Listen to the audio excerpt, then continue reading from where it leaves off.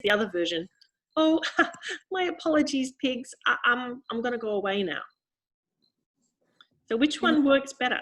Which one sets the story up for more action in the future? What do you think? I think that it would be more action if you said, I'm going to huff and puff and blow your house down. That's right. That's actually interesting to read, and it's like. That's right. That is exactly right. It is interesting to read. And remember, like before we said, you want your character, Brenda said, you want your character to be likable. But actually, is the big bad wolf likable? No. I mean, if you give him like, Go ahead, Brenda. I was going to say you could make him likable if you actually made him more relatable. Like I read a version where the reason he hopped that houses down was he had a cold. Good one.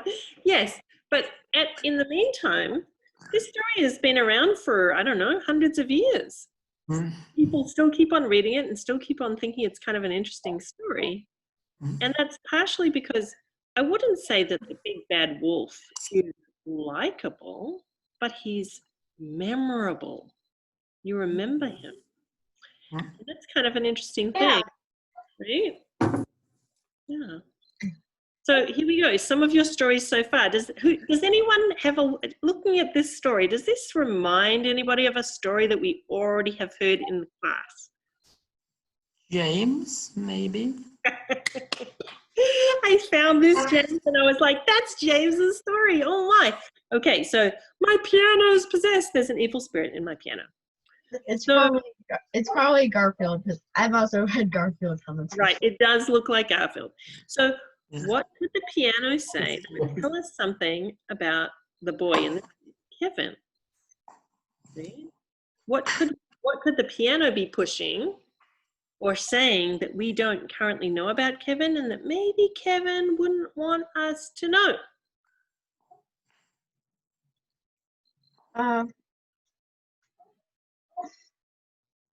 That he doesn't want to go near the piano a little bit, and then he's kind of shaken up about it. And what could the boy say in response that would teach us something about the man inside his mouth? The man inside his head, really, right? What could the boy say? What could Kevin say in response?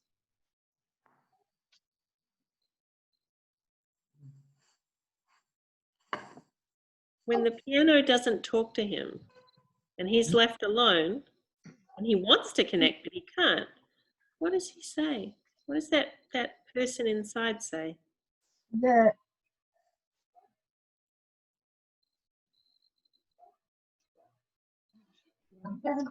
Won't he talk to me? I have no idea, actually. Why won't he talk to me? Why won't he talk to me? Yeah. And that moves the story forward. Why won't he talk to me? Right, good. So in the story, in the picture above, how effective is the conflict? When no one speaks, can you convey conflict? If nobody's talking to anybody else, if he doesn't talk, if Kevin doesn't talk and the piano doesn't talk, is there conflict? No. No, right? So it's when there's talking. Action. Yeah, action, that makes action. Good job. Now this story, I wonder whose story this is. Brenda, look up. So when the girl's mother says she shouldn't be messing around with fairies and monsters, what could the girl say in response? Remember, your job as a writer is to get your characters into hot water. What say you, Brenda? Well, she says, it's to protect you.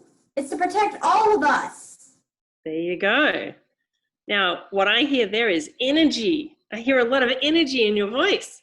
And that's great because now, instead of saying, okay, Mom, I won't, and then she goes off to read in her room, if you say, it's to protect you, now the mother is going to respond back with something, right? There's going to be energy coming back. That's a scene. That's excellent. Good job. Okay, another story.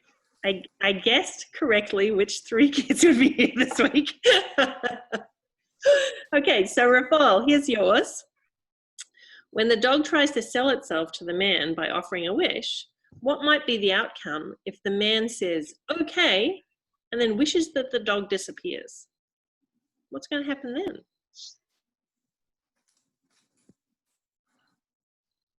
Then he won't get what. That's myself. What say you, Rafal? What would happen if the dog offers the man a wish and the man says, sure, give me the wish, and then he says, I wish that the dog disappeared. Now what happens to the story? The story ends because one of the main characters is gone. That's right. Now there's no conflict in the story. He wished away the conflict. So that would actually be bad for the story, right? Yeah. So when you're making decisions about what's going to happen in your story, you can think forward a little bit and say to yourself, oh man, it would be really cool if the dog wishes that if the man wishes that the dog is gone. And then you can be like, wait a second, we did this in my class. I know that that's going to bring about the loss of conflict in the story, and now it's useless, right? So you can kind of step ahead of yourself a bit. Brenda, you've got your hand up. This is just a funny idea I've had. What if, to grant the wish, the dog just turns invisible? That would be funny. So to grant the wish, the dog is invisible. So how does that add to the... See, he wished the dog would disappear. Oh, I see. So, yeah, I think that would be a funny plot twist, and then the dog can now be invisible and can now get vengeance on the person. Maybe so. But like if we're talking about the invisible man under the zipper, right? Let's go back to the invisible man under the zipper. If there's like a person inside Kevin and he wants something that Kevin doesn't want, Kevin wants to get rid of the dog. But the man inside Kevin under the zipper, he's the one who actually makes the story happen. He's the one who says, no, I do want a dog. I do want a dog, right? He pushes the story forward. And you can be thinking about that when you're thinking about your story. What does the man under the tongue want? The man who's hidden inside. All right, but sometimes that's hard to do. So I'm gonna go like this. Oh, there's another person. There's an Edison, which I didn't see before. Yes. Although I don't know if he's totally here, I got a note that he will be in a few minutes, but Okay. so I'm gonna say that you can go ahead, and when he's on, then I'll tell him to let himself be known. Thanks, Rebecca. I appreciate it. Okay, so calling captain happened. Do you know somebody, and I'm sure you all do. I have an uncle, his name is Uncle Alex, and he's from Romania. And he says things like, I have here my dental floss, and dental floss is fantastic. And he flosses his teeth, and then he says, you want some? And he hands it towards you, and you're like, whoa, nobody, I don't want it, right? So he says exactly the wrong thing, or he manages to provoke fights wherever he goes. And that person is called a captain happen. And it's possible that in your own life, somebody who's like a captain happen, who says stuff that you're like, oh man, I can't believe you said that thing. Do any of you know anybody who's like a captain happen? Not really. Really? You don't know anybody in school or a teacher or a friend or a relative who like blurts out things when they're not supposed to? Him. The dog? Okay, tell me more, Brenda. He makes things very inconvenient. He barks when he shouldn't. Oh, there you go. Okay, he's a captain. And this is clearly the face of evil. Poor thing. Looks like a sweetie. Yeah, you think that till you get to know him personally. I see. All right. So in this case, what you're looking for really is somebody in your story who puts pressure on the story. He comes in and he says something that nobody else is saying. So like, let's say everybody's sitting around and the house is super messy, but nobody's saying the house is super messy. And then Auntie Mabel comes in and Auntie Mabel says, this house is really messy. So then people have to respond to Auntie Mabel. They have to do something about it. That's a Captain Happen. A Captain Happen comes into something that's kind of calm and messes it up. So remember that we said that writers like to mess up the lives of their characters. So Auntie Mabel, or Captain Happen, is very helpful for writers. So in this case, let's take a look at Calvin. So Calvin is kind of, he has some bad behavior going on. He says things that most people wouldn't say. He says, "Hey, Dad, will you buy me a flamethrower?" "Of course not," says his dad. "Don't be silly," says Calvin. "Even if I don't use it in the house," right?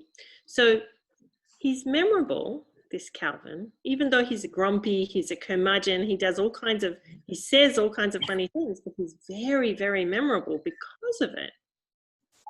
Oops, let's see if I can make this go forward. It didn't want to go forward. Next screen. And in fact, not all of us are like Bill Watterson. Most writers, almost every writer, I want to say, has a really, really hard time making their main character behave badly. So here's a little Calvin and Hobbes. He says, "Want to help me write a book?" "Sure, what's it about?" "Well, you know what historical fiction is. This is sort of like that. I'm writing a fictional autobiography," meaning a fake true story. "It's the story of my life, but with lots of parts completely made up." "Why would you make up your own life?" he says. "Because in my book, I have a flamethrower." Yeah. So you can usually, even if you can't make your main character as memorably bad or as memorably naughty as Calvin is, you can usually add a third character who does behave badly and kind of crashes into the story, making all kinds of things happen and saying all the stuff that your protagonist, your main character, can't say. And that's a Captain Happen. If you had a third character besides Kevin and the piano. Wait, they can hear me. Oh. Yeah, like what your mother said. If you had a third character besides Kevin and the piano, a third person who comes into the story and says, "Hey, why are you talking to that piano?" Or, "Why is the piano talking to you? That's kind of crazy. You need to roll that piano out of here," right? So that would cause conflict, more conflict in your story, which, as we already said, conflict is good. So, well, you guys didn't come up with any Captain Happens. Did you, Brenda, or you, Raphael, have anybody, or James, have anybody that you could think of that is like a Captain Happen, who says stuff that they're not supposed to say? My main character is a bit impulsive, so I guess she could do that kind of. Yeah, you might not need a Captain Happen. Your main character might already be the Captain Happen. Like, I don't know, maybe I'll like not just make her just a Captain Happen, because like I hate the idea of just having like one character that like constantly messes things up. I don't like the thought of like writing something like that. I prefer like everyone has their own moments, although it might tend to be my main character the most, and she's impulsive. I'm gonna zip through my slides for a second. Let's see if I can, oh, there we go, right? So I think all of you will have read Harry Potter, I'm pretty sure. And if you've read Harry Potter, then you also probably know that in Harry Potter, there are a lot of characters who do and say things that are very bringing of conflict. They bring a lot of conflict into the story. So, right, Voldemort, imagine if Harry Potter, if I could just like delete Voldemort, imagine Harry Potter without Voldemort. Would it be much of a story? Well, I mean, safe would still be terrible, so maybe a little bit. No, because Voldemort is the main antagonist.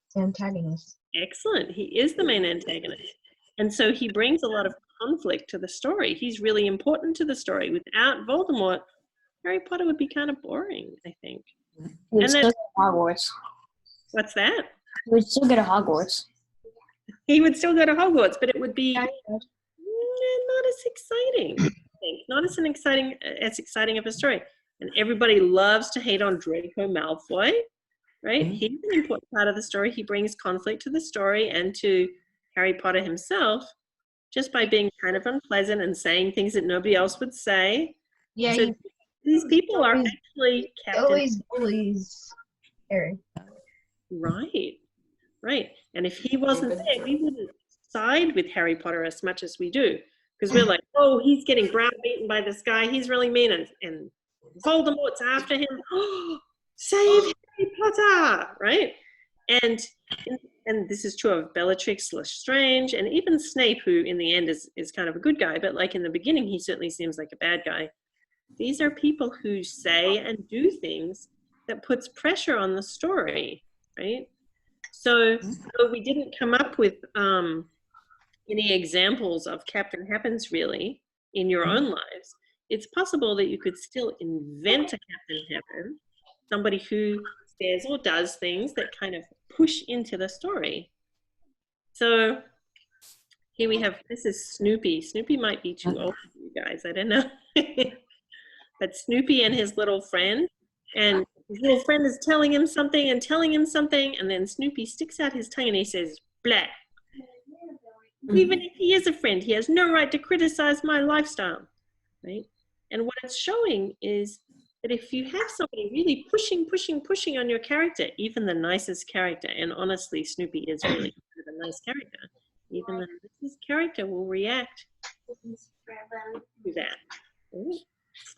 So, and that's the effect. That's what you want. You want when there's a Captain Happen who's putting all kinds of pressure on your character, you want to have the effect of a meteor crashing into the Earth's atmosphere, drama, fireworks, intensity, some kind of action and response from your character. So can each of you think for a second about what character, a new character, might come into your story and put some more pressure on your main character? Who could it be? And what might they say?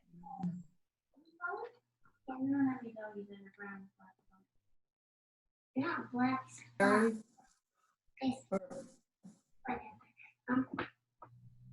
Oh, maybe the fairy can, I don't know, do something, maybe? I'm not sure. I've only had like 3 characters so far.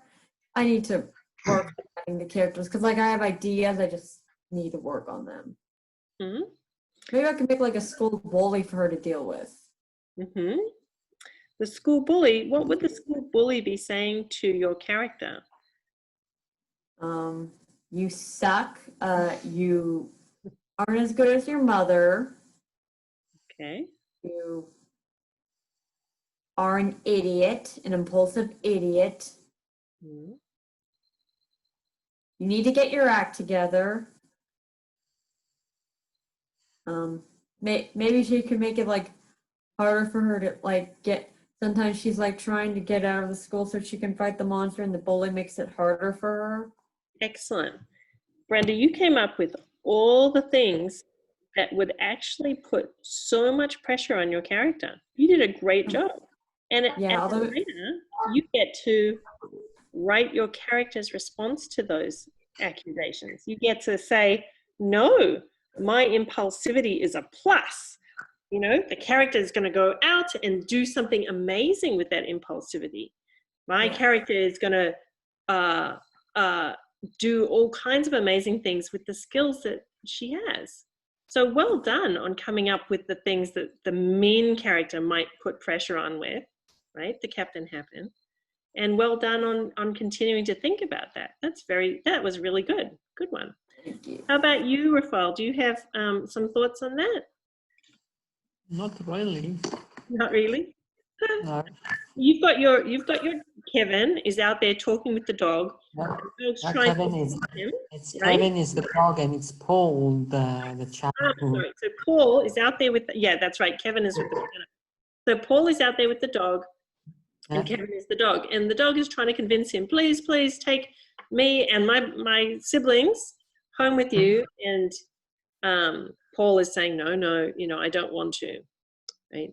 So in your case, the Captain Happen might be the internal self, right? The man under the tongue might be the Kevin who says the things to him. Oh, you're so silly. Why wouldn't you take a dog? You're so lonely. Look at you. You have nobody in your house. Take a dog. Why don't you take a dog? Right? So that could be, right? That's because sometimes the conflict is from inside, sometimes it's from outside. From How your about you, Jane? unconsciousness. Oh, yeah. What's that, Rafael? Yeah, from the unconsciousness. Exactly, yes, from the unconscious self. Very good. And how about you, Jen? What do you think? What could happen in the case of the piano and Kevin? I forgot what you're So Kevin is trying to talk to the piano, and the piano is like, get away from me. And Kevin walks away. That's what happened last week. Kevin walked away. He went to school, and then more people were mean to him, and he was sad, right? Is that what happened? Yes, that's what I remember from happening. But what would happen if somebody comes up to him and says something like, you have to try harder to connect with that piano. Why are you so silent? What would happen if somebody came up and said, that piano is mean. You don't want to have anything to do with that piano. Right? It's a bad. Kevin is like the only one that knows about the piano. So he didn't tell anyone. Ah, okay. So as the writer, can you change that? Yes, I can. Yes, you could. Might it help if two things? Thing one, if your character does try more to talk to the piano and the piano tries more to talk to Kevin, right? So that there's more opportunity for conflict, because this is not a conflict. Remember this, okay? Okay. I want to talk to you, piano. I'm going to go away now. That's not a conflict. That's the start of a conflict. How about if it goes like this instead? I want to talk to you, piano. You sound like you have a sore throat. Wow, I'm going to go get you a throat lozenge. Yeah, I'm getting a throat lozenge because it comes back with one, right? So that's more of an interaction than if he just walks away. I want to encourage all of you in your stories that if you write a scene where the character just walks away, you've lost an opportunity to create more conflict in your story. I know why you do it, because it's hard to write conflict, but it's important to keep it in there, because that's what makes the story move forward. Does that make sense, everybody? Yeah. Yeah. Good. It does. Yeah, so again, I'm sure that it was hard for J.K. Rowling to put in Voldemort and Bellatrix Lestrange and Draco Malfoy and Snape. It was hard for her to write those people, because then she had to write all the arguments that happened between them and Harry Potter and other people in the story. But nevertheless, that's the thing that makes it really interesting for you guys. Yeah. Can you give Edison a chance to also go over his story up to now? Yes, who's there? Oh, here we are. What's his name? Edison. Edison? Edison. Yes, Edison, would you go ahead? Tell us about your story. I was the one with the Ice Queen. Yes. Yeah, so I made my thing shorter, and I decided that she would start a business when she's in the future, and one of her customers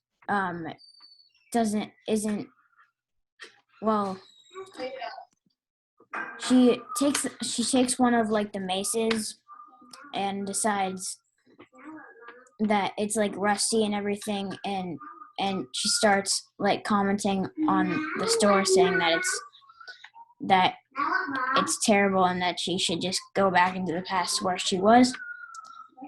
And she says no, and that creates conflict between the two of them. Excellent. So it sounds like you actually have somebody saying in your story, you have the Captain Happen already, who's saying the things that the Queen doesn't want to say. So she's there in the future or wherever, and she's doing her thing. She's got the ice cream going on, and she's like, oh, I need to make money. I need to make money to get back there. But this other character comes in and says, you're crazy. You should just go back to the past. Why are you staying here? Right? She's saying those those things that, the internal things that the character doesn't want to say herself. Does that make sense? Yes. Yes? All right. So here's my bottom line for this week's class. It says, don't be afraid of having your characters act badly. So right now, all your characters are very nice, except for maybe Brenda's character, who's a little impulsive, but also pretty nice, right? So we've got Paul, who's definitely a very nice character. We've got Kevin, who's definitely a very nice character. And we've got Brenda's character. Brenda, what's the name of your character again? Lucy. Lucy, very nice character. And Edison, what's the name of your queen? Queen Martha. And she's not really that nice. Not really that nice. Okay. So some of the great things about having a character act badly is that they become more memorable, right? When you think about Harry Potter, yes, you think about Harry Potter and Hermione Granger and Ron Weasley and all those characters, but you also definitely think about Voldemort and Snape and all the characters who have more bad behavior, right? And it also makes them more realistic, because I don't know about you guys, I'm sure you're all perfect, but I personally am not all perfect. I have things that I do that I'm like, oh, that wasn't so good, Goldie. Maybe you shouldn't have done that. And so if you can write that down on the page, it makes your character seem more realistic. So let's give that a little whirl right now. What is something that your character does or says that's maybe not the best thing to do or say? Something that they kind of regret a little bit. Is there anything in your character that you want to talk about?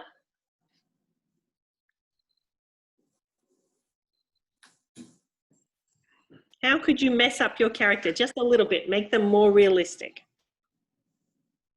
Well, besides the impulsive bit, maybe, yeah, I don't know. I've got her impulsiveness, maybe like, or not always thinking things through. Hmm? Maybe sometimes she says things that are kind of mean. There you go, Brenda. Excellent. Good job. That's really good. Because, like, as I said, it's hard to write your characters saying or doing naughty things or things that aren't so polite or well behaved. It's really hard to put that in there. But if you can think it, you can probably get it on the page too. How about you, Raphael?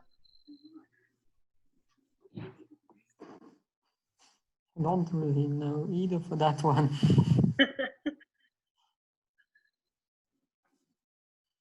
It would be called a character flaw for your character.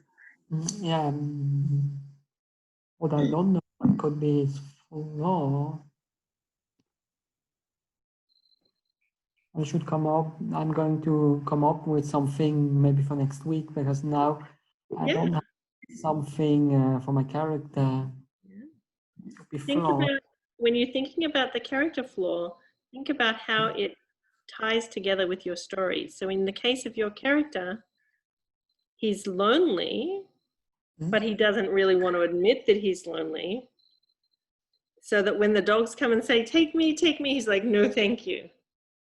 So if you think about, like, kind of roll out the character flaws that might be around that, you might have a really good choice. How about you, James? What do you think?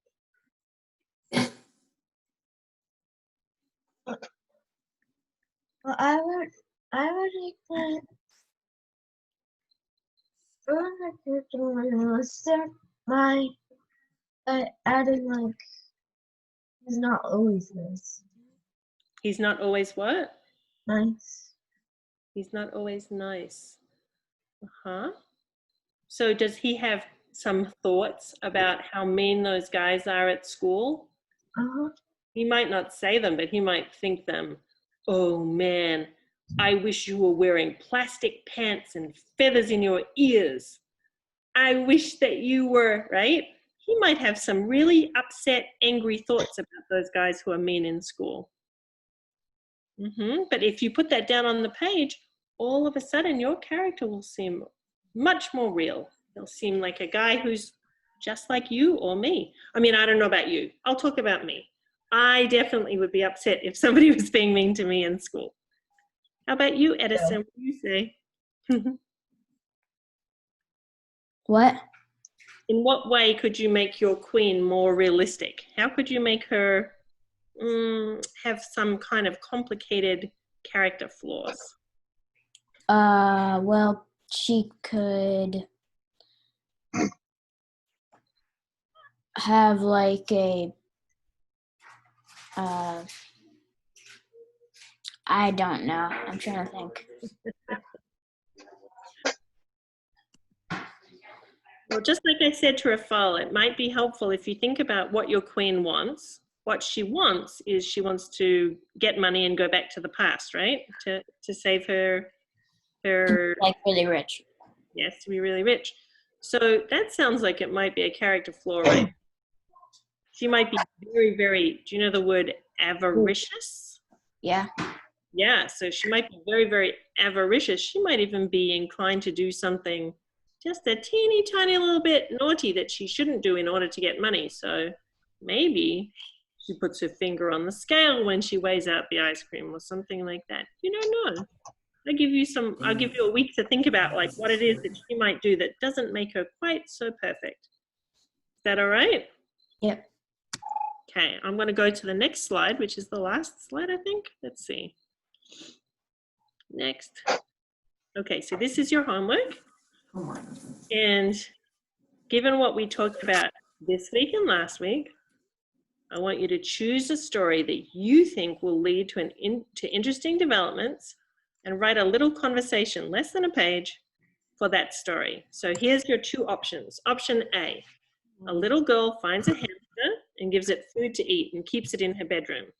Mother thinks the hamster is really cute and they talk about it. And they say, what will they name the hamster? And the mother brings the hamster some oatmeal. So that's one possibility for a story, a little tiny short story. And then part B, a little boy finds an abandoned car at the end of his street. And when he looks inside the trunk, there's a woman inside who's covered in leaves. The woman opens her mouth and it's full of pointy teeth. And she says, "Get out of here, Chippy. Can't you see I eat little boys?" So 2 options, right? And I want you to be thinking about what we talked about, the nature of conflict, how conflict works, the internal conflict, the kind of things that people think about, and what makes a good conversation, what makes a good scene, because conversations make scenes, okay? And you get to choose which one of these you want. Do you guys know how to make a screenshot or take a photo so you can have this homework, or would you be able to put this up so they can see it? Yeah. We leave it up for a little while. I kind of forget. Normally it's the F11 key on your keyboard, and then you open Paint if you're on Windows and you paste it. I can post it on our site, afterschoolvillage.com, but yeah, you guys can do it now and I'll post it also. Thanks, Frederica. Dang it. I thought I would do it, but it brought up Siri. I'm going to I did the screenshot and I can put it in the chat for you who want to take it. You know what amazes me, guys? You all know so much more about computers than I will ever know. And, you know, I just like, it blows me away. I only recently learned how to do a screenshot, and you're like, oh yeah, I can do this. I want to take it now. But Goldie, they are not learning calligraphy, so at least we are, or cursive anymore. I think some of these kids I wrote it down. Ah, you're so smart. Good job, James. James is old school like me. I'd write it down too. Yeah, but my handwriting is so terrible that I prefer to screenshot it and save it in my computer so I don't lose the paper. My handwriting is actually kind of bad too. Really? I think I'm take the cake for that one. For that one. I have super perfect Proper play No, the teacher writing because can't I'm in print a it at private my school that age. made us write and write and practice and practice. All right, is everybody got it now? Shall I go to the last page? Okay, last page. Make it happen, Captain. All right. Make sure that your character is complicated enough and interested enough that they're interesting. And if you can't manage it with the main character, then at least bring in a captain happen, somebody who will make them talk. Yeah. All right. Well, thank you so much, everybody. I really appreciate you coming and having all your work done and talking with me. It's lovely every time to see your faces and hear more about your stories. And when you go away, write some more of your story. Keep on going with it. I want to see what happens next week when we talk about it. I want to hear more of your story. Okay? Okay. Okay, same time. Bye. Thank you, Goldie. Thank you. See you next time. Next time. Been fun. Bye. Bye. See you.